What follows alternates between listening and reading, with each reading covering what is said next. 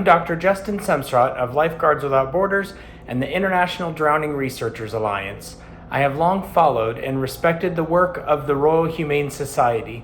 Their early days as the Society for the Recovery of Persons Apparently Drowned helped lay the foundation for our understanding of the prevention, rescue, and treatment of drowned persons, and their work continues proactively to this day.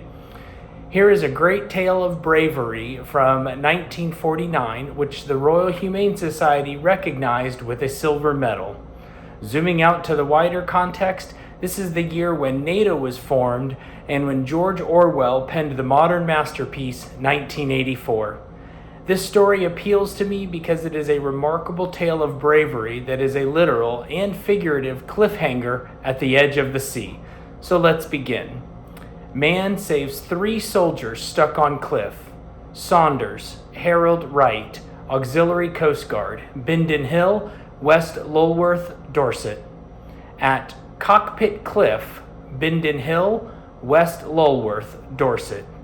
At 6 p.m. on 11 September 1949, 3 young soldiers were walking along the beach under the cliffs when they found themselves being cut off by the tide.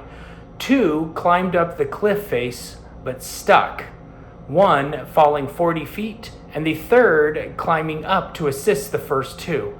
Eventually, as darkness fell, all 3 were stuck 150 feet up the cliff, a sheer precipice 530 feet high, and were faced with dangerous crumbling rock. The alarm was given by the Army authorities, and the volunteer Auxiliary Coast Guard called out. They were transported to the cliff top in tanks, arriving at 6:40 p.m.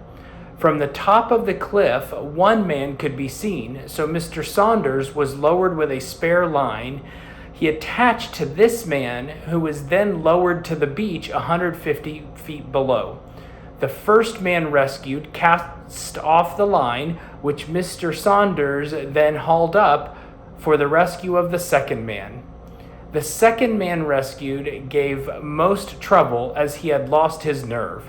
Mr. Saunders lowered him until he disappeared out of sight, but then the line went slack, and Mr. Saunders had to haul him back up again.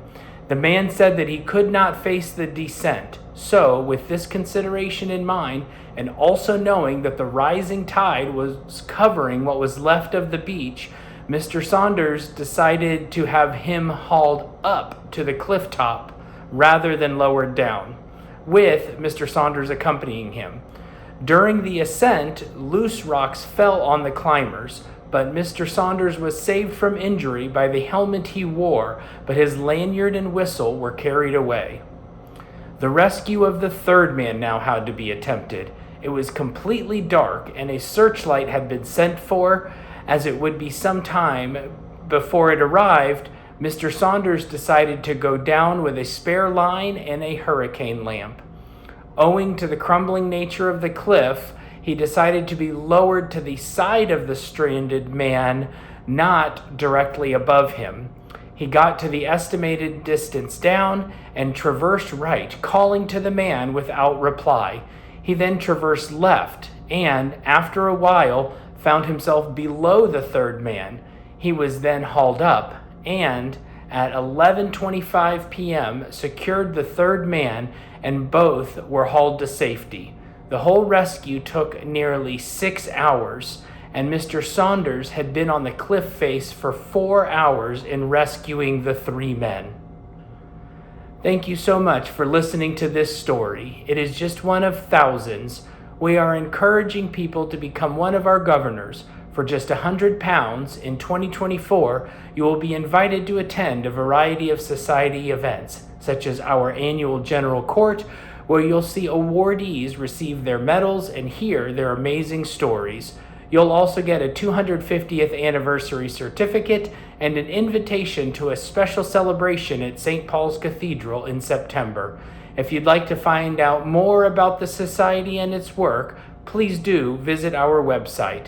Thank you for supporting us in any way you can in our 250th year.